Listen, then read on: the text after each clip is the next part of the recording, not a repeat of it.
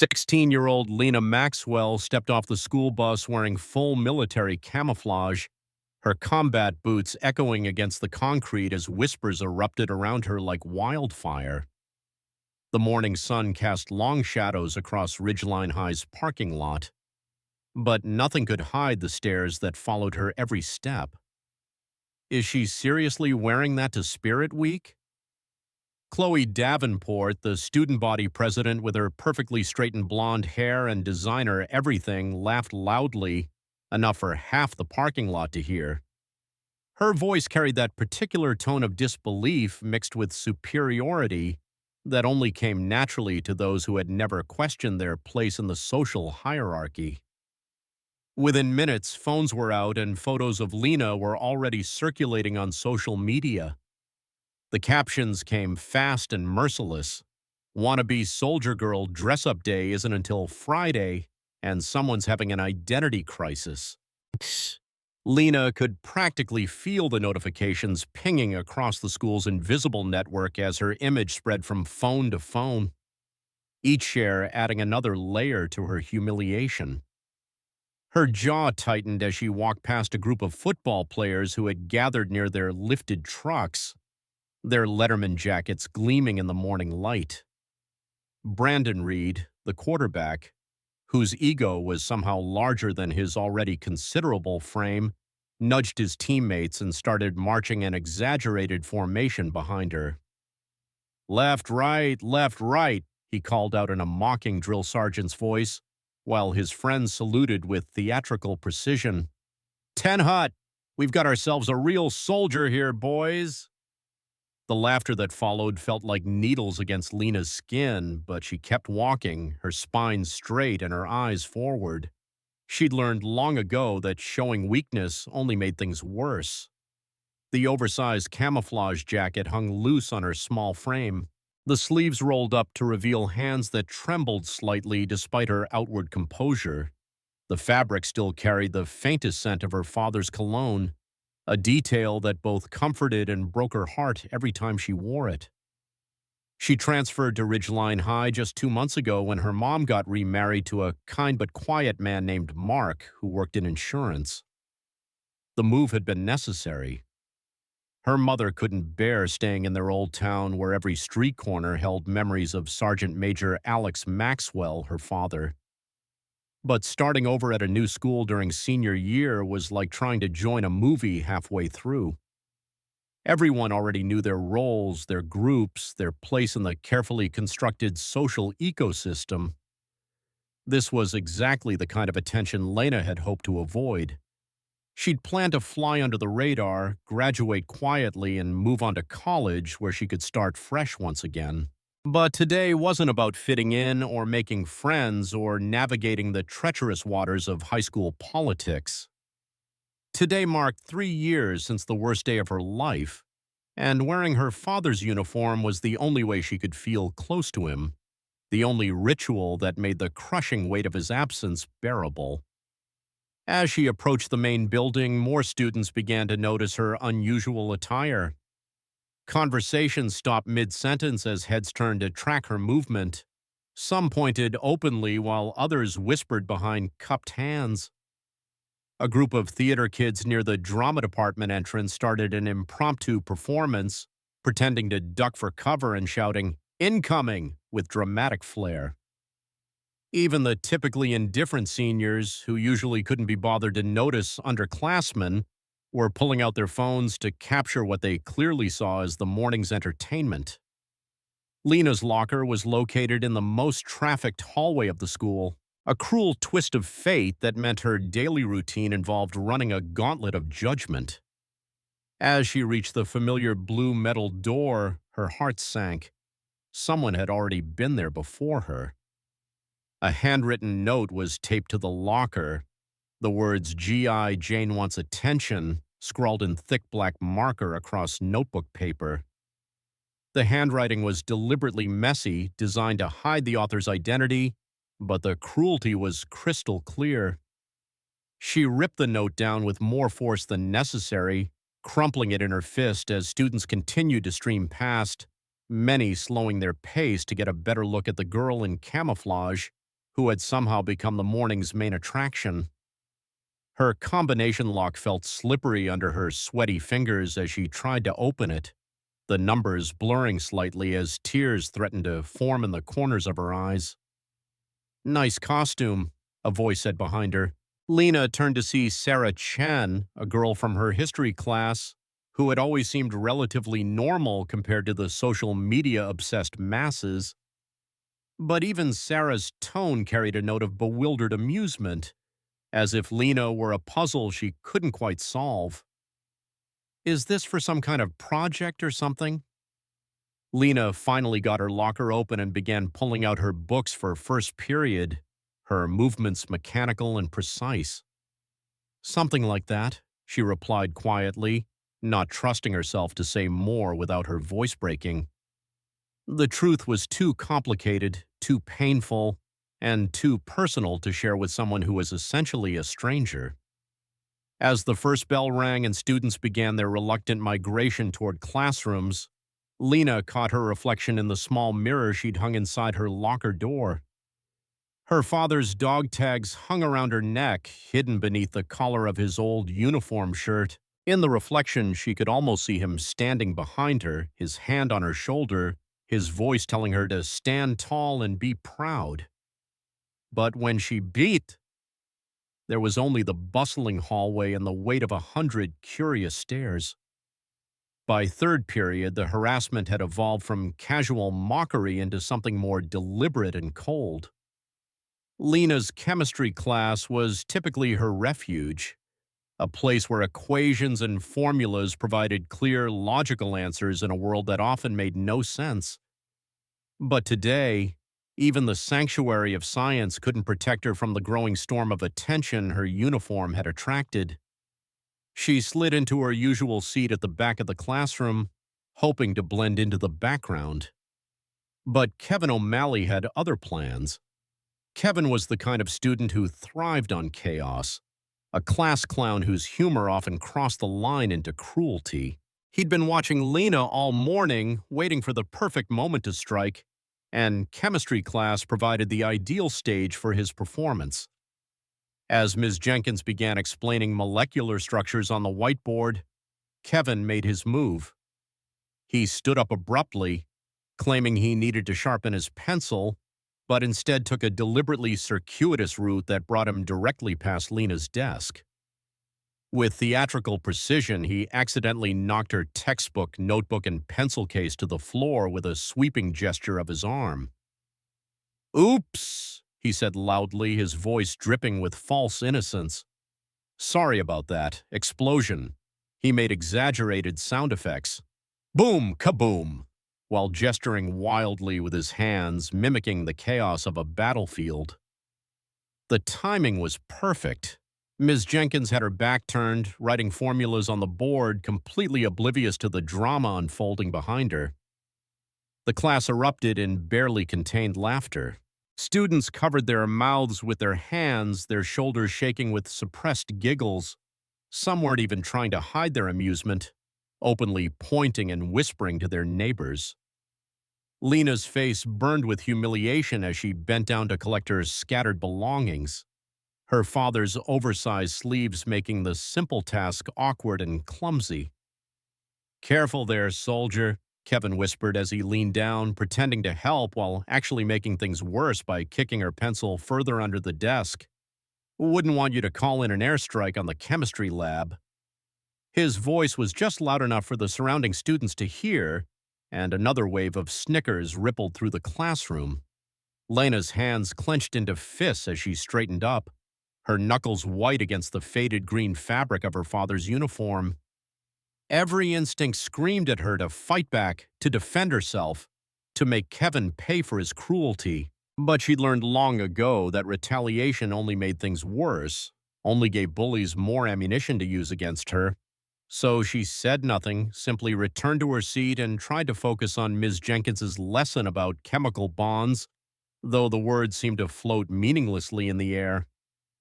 The whispers continued throughout the period, a constant undercurrent of judgment and speculation. Why is she dressed like that? Is she trying to be edgy? Maybe she's having some kind of breakdown. Each comment felt like a small cut, and by the time the bell rang, Lena felt like she was bleeding from 1,000 tiny wounds. Lunch period brought no relief. The cafeteria was a social minefield on the best of days, but today it felt like walking into enemy territory. Lena grabbed a tray and moved through the lunch line, acutely aware of the stares and whispers that followed her every step. The lunch ladies gave her curious looks but said nothing, though she caught one of them nudging another and pointing in her direction. She found an empty table in the far corner of the cafeteria, as far from the popular kids' territory as possible. The isolation was both a blessing and a curse. It protected her from direct confrontation, but also made her a more obvious target. Sitting alone in her military uniform like a beacon of otherness in a sea of conformity, for a few precious minutes, she thought she might make it through lunch unscathed. She picked at her sandwich, not really tasting it, while trying to ignore the periodic bursts of laughter from nearby tables that she was certain were directed at her, but her peace was short-lived. Chloe Davenport appeared at her table like a perfectly manicured storm cloud flanked by her usual entourage of followers. Olivia Price and Jessica Lee stood slightly behind their leader, their expressions a mixture of curiosity and barely concealed cruelty. These were the girls who ruled Ridgeline High's social hierarchy with iron fists wrapped in designer gloves, and they'd clearly decided that Lena's uniform was a challenge to their authority. "Look, military girl," Chloe began, her voice carrying that particular tone of fake concern that popular girls had perfected over generations. She slid into the seat across from Lena without invitation. Her perfectly applied makeup and strategically tousled hair, a stark contrast to Lena's bare face and simple ponytail. "We get that you're trying to be edgy or whatever, but this whole costume thing is getting really old." The cafeteria around them had begun to quiet, conversations dying as students sensed drama brewing. Phones appeared as if by magic, held discreetly but ready to capture whatever was about to unfold. This was better than reality TV. This was real-time high school warfare, and everyone wanted a front-row seat. "Maybe you should try shopping at normal stores instead of army surplus," Olivia added with a laugh that sounded like breaking glass. "I mean, there are so many cute boutiques in town. We could totally take you shopping sometime." The offer was delivered with such obvious insincerity that it felt more like an insult than an invitation. Jessica nodded enthusiastically, her voice taking on the patronizing tone of someone explaining something to a small child. "Yeah, like we're not trying to be mean or anything, but you're kind of making everyone uncomfortable. It's like you're trying too hard to be different, you know?" Lena's grip tightened on her plastic fork until her knuckles went white. The cafeteria had gone almost completely silent now. Hundreds of eyes focused on their table like spectators at a gladiator match. She could feel the weight of their collective judgment, the hungry anticipation of students who smelled blood in the water. She stood up slowly, her chair scraping against the linoleum floor with a sound that seemed to echo in the sudden silence. The movement was deliberate, controlled, but her eyes blazed with an intensity that made Chloe's confident smirk falter slightly. "You have no idea what you're talking about," Lena said, her voice steady, but carrying an undercurrent of something dangerous, something that suggested depths these girls couldn't begin to fathom. Chloe's smirk returned, emboldened by her audience and her own sense of social invincibility. She leaned back in her chair with the casual arrogance of someone who had never faced real consequences for her cruelty. "Oh, please," she said, her voice rising to ensure everyone in the cafeteria could hear. "What are you going to do? Call your daddy to come save you?" The words hit Lena like a physical blow, and for a moment that stretched into eternity, the entire cafeteria seemed to hold its breath. Just as Lena opened her mouth to respond, her lips parting to deliver words that would either destroy her completely or finally reveal the truth she'd been carrying like a stone in her chest, a sound unlike anything Ridgeline High had ever experienced shattered the tense silence. It started as a distant rumble, barely perceptible beneath the cafeteria's fluorescent hum, but within seconds it grew into a deafening roar that seemed to shake the very foundations of the building. The cafeteria windows rattled violently in their frames, causing several students to instinctively duck under their tables. Lunch trays clattered to the floor as the thunderous noise grew louder, more intense, until it felt like the sound was coming from inside everyone's chest. Chloe's confident smirk vanished as she looked around wildly, her perfectly styled hair whipping around her face as she tried to locate the source of the overwhelming noise. "What the hell is that?" Kevin O'Malley shouted over the din, but his voice was barely audible above the mechanical roar that now dominated every other sound. The overhead lights flickered ominously, and somewhere in the kitchen, dishes crashed to the floor as the entire building seemed to vibrate with increasing intensity. Through the large windows that lined the cafeteria's east wall, a massive shadow passed overhead, blocking out the afternoon sun and plunging the room into temporary darkness. Students pressed their faces against the glass, phones already out and recording as a sight that belonged in war movies rather than suburban high schools materialized above them. A Black Hawk helicopter, its rotors churning the air into a visible maelstrom, appeared over the school like something from another world. The aircraft was enormous, its olive green hull gleaming in the sunlight as it circled the building with military precision. The distinctive thwop, thwop, thwop of its rotors created a rhythm that seemed to match the collective heartbeat of every person watching from below. "Holy," someone whispered, though the words were lost in the overwhelming noise. "Is that actually happening?" The helicopter completed one full circle around Ridgeline High before banking sharply toward the football field. Students abandoned their lunches without a second thought, chairs scraping and falling as hundreds of teenagers rushed toward the windows and exits. Teachers tried desperately to maintain some semblance of order, but even they were craning their necks and pulling out their phones to capture the unprecedented scene unfolding outside.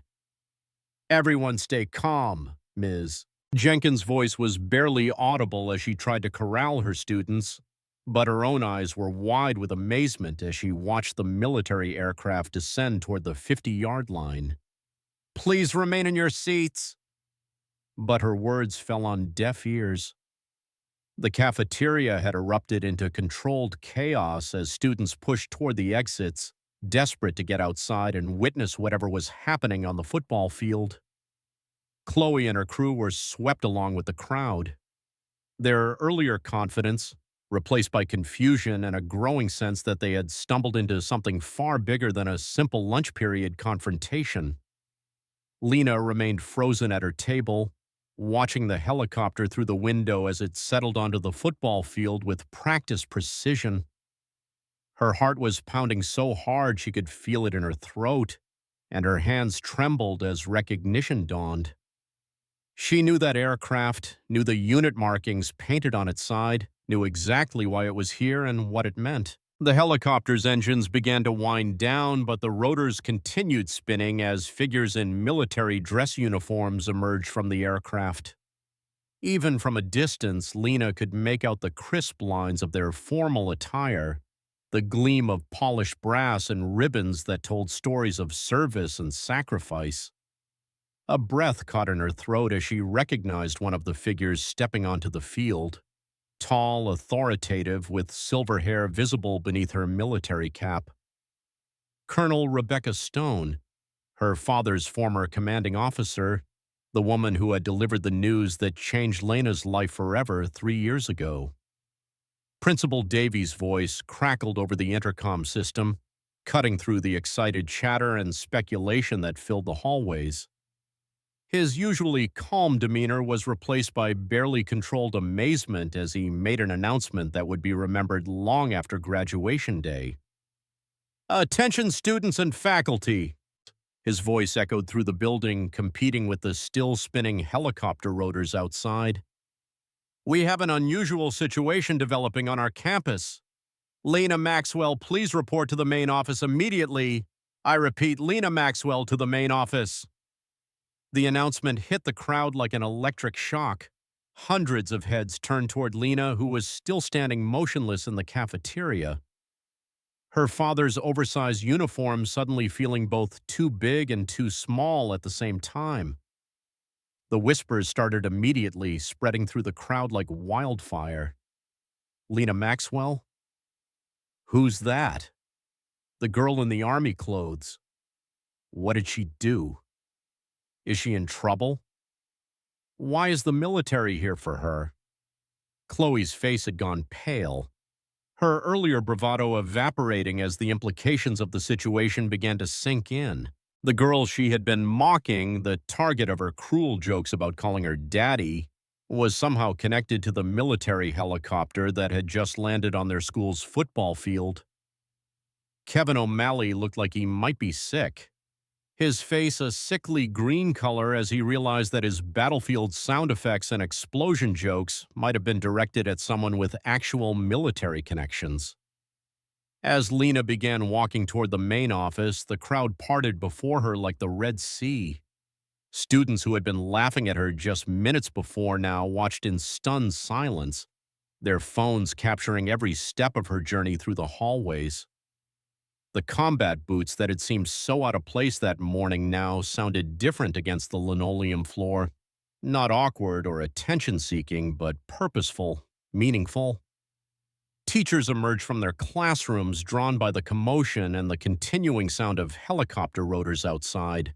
Even the most jaded faculty members, those who had seen everything in their decades of education, stood in doorways with expressions of amazement and curiosity. This was unprecedented, extraordinary, the kind of event that would be talked about for years to come. Through the windows that lined the main hallway, Lena could see more military personnel emerging from the helicopter. They moved with the precise, coordinated efficiency of people accustomed to ceremony and protocol. A small crowd of soldiers formed on the football field, their dress uniforms immaculate despite the wind from the still spinning rotors. Chloe and her friends followed at a distance, no longer the confident queens of the school, but uncertain observers of something they didn't understand. Their earlier mockery had been replaced by a growing sense of dread, a realization that they might have made a terrible mistake. The girl they had dismissed as attention-seeking was walking toward a meeting with military officials who had arrived by helicopter, and the implications of that fact were beginning to dawn on them. "What do you think is happening?" Olivia whispered to Chloe, her voice small and uncertain. Chloe didn't answer. She couldn't answer. For the first time in her high school career, she was completely out of her depth, watching events unfold that were beyond her understanding or control. The social hierarchy that had seemed so important just minutes before suddenly felt trivial and meaningless in the face of whatever was happening on the football field. As Lena approached the main office, she could see Colonel Rebecca Stone through the window, standing tall and dignified in her dress uniform. The woman who had been present for the worst moment of Lena's life was here in her high school, carrying something that would change everything once again. The entire school had gathered on the football field in a scene that defied every rule and protocol Ridgeline High had ever established. What had started as curious students sneaking out of classrooms had become a mass exodus as teachers, administrators, and even cafeteria workers joined the unprecedented assembly. The Black Hawk helicopter sat like a sleeping giant on the 50-yard line, its rotors finally still, but its presence commanding absolute attention from the nearly 2,000 people who now formed a massive semicircle around the aircraft. Principal Davies stood nervously beside Colonel Rebecca Stone, his usual authority diminished in the presence of the decorated military officer whose chest displayed ribbons and medals that spoke of decades of service and sacrifice. The colonel's silver hair was pulled back in a regulation bun beneath her dress cap, and her bearing radiated the kind of quiet confidence that came from leading soldiers through impossible situations. Lena emerged from the school building flanked by two junior officers, their polished shoes clicking in perfect synchronization against the concrete walkway that led to the field. The crowd parted before them like a living curtain, hundreds of faces turning to track her movement with expressions ranging from curiosity to awe to dawning comprehension. The girl who had been mocked and ridiculed just hours before now walked with the dignity of someone being escorted to receive the highest honors. Chloe Davenport stood frozen near the bleachers, her face ashen as she watched the procession. The cruel words she had spoken in the cafeteria, "Call your daddy to come save you," echoed in her mind like a curse. Beside her, Kevin O'Malley looked like he might collapse, his earlier jokes about explosions and airstrikes now seeming not just inappropriate but potentially devastating in their cruelty. Colonel Stone stepped forward as Lena approached, her voice carrying clearly across the silent field through a portable microphone that one of her aides had quickly set up. The sound system crackled to life, and when she spoke, her words reached every corner of the assembled crowd. "Ladies and gentlemen, students and faculty of Ridgeline High School," she began, her voice steady and commanding. 3 years ago today, on October 15th, Staff Sergeant Alex Maxwell made the ultimate sacrifice while serving his country in Afghanistan. He died saving 12 members of his unit when their convoy was ambushed outside Kandahar. A collective gasp rippled through the crowd as the magnitude of the moment began to sink in. This wasn't a drill or a demonstration or some kind of educational program. This was real, personal, and heartbreaking in ways that most of these teenagers had never experienced. Colonel Stone continued, her voice growing stronger as she spoke about a man she had clearly respected and admired. Sergeant Maxwell was a communications specialist, a father, and a hero who put the lives of his fellow soldiers above his own safety. When the convoy came under heavy fire, he left the relative safety of his armored vehicle to establish a communication link that would bring rescue to his trapped comrades. He was killed by sniper fire while completing that mission, but his actions saved 12 lives. Lena stood at attention beside the colonel, tears streaming down her face as she listened to the story she knew by heart, but had never heard told to such an audience. Her father's dog tags felt heavy against her chest, and the oversized uniform that had seemed so awkward that morning now felt like armor, protecting her from the weight of everyone's stares. "His daughter, Lena," the colonel gestured toward her, "has honored his memory every year on this date by wearing his uniform. She has carried his legacy with quiet dignity, never seeking attention or recognition, simply remembering a father who died serving something greater than himself."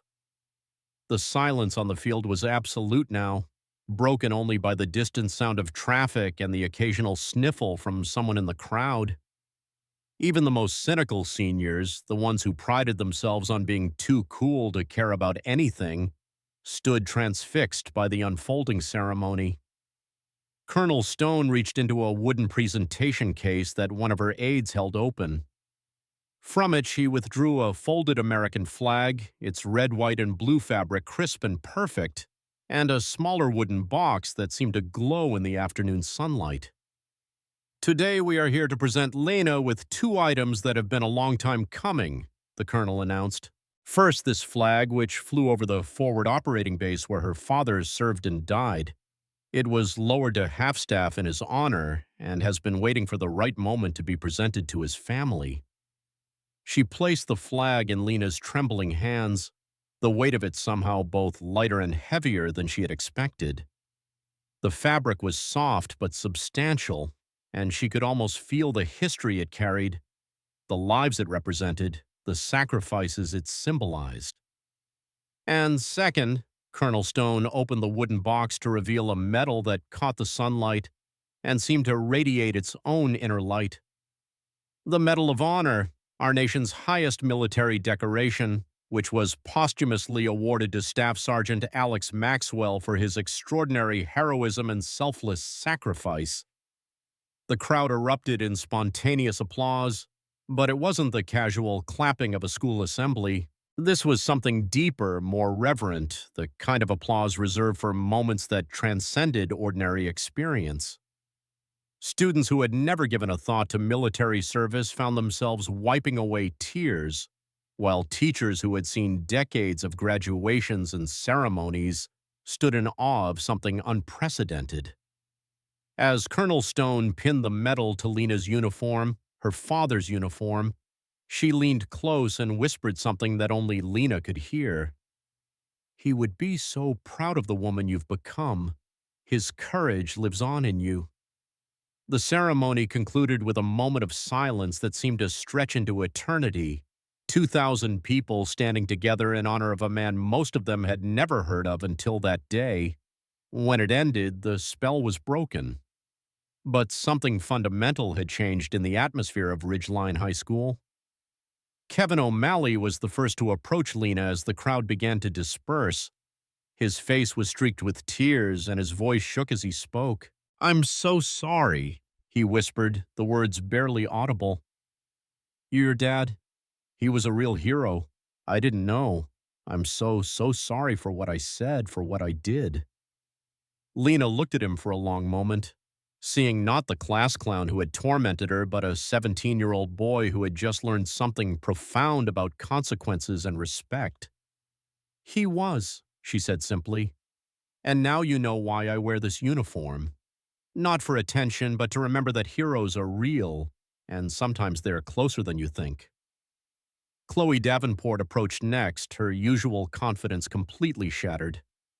The girl who had ruled the school's social hierarchy with casual cruelty now looked small and lost. "Lena, She started, then stopped, seemingly unable to find words adequate to the moment. "I said terrible things about your father. I didn't know." "You didn't ask," Lena replied, but her voice held no anger, only a quiet sadness. "You saw someone different and decided that made them a target. Maybe next time you'll think about what you don't know before you decide to hurt someone." As the helicopter prepared for departure, its rotors spinning up once again, students began to understand that they had witnessed something that would stay with them for the rest of their lives. The girl in camouflage was no longer a target for mockery, but a reminder that everyone carries stories, that heroism exists in the real world, and that sometimes the people we dismiss or ignore are connected to something far greater than high school social hierarchies. Lena stood on the field long after the Black Hawk had disappeared into the afternoon sky, clutching her father's Medal of Honor and feeling his presence more strongly than she had since the day he died. Around her, Ridgeline High School was forever changed, and she knew that when she wore his uniform again, it would be with the understanding and respect it had always deserved. The story would spread beyond the school, beyond the town, becoming a reminder that heroes' children walk among us, carrying their parents' legacy with quiet dignity until a moment comes for that legacy to shine.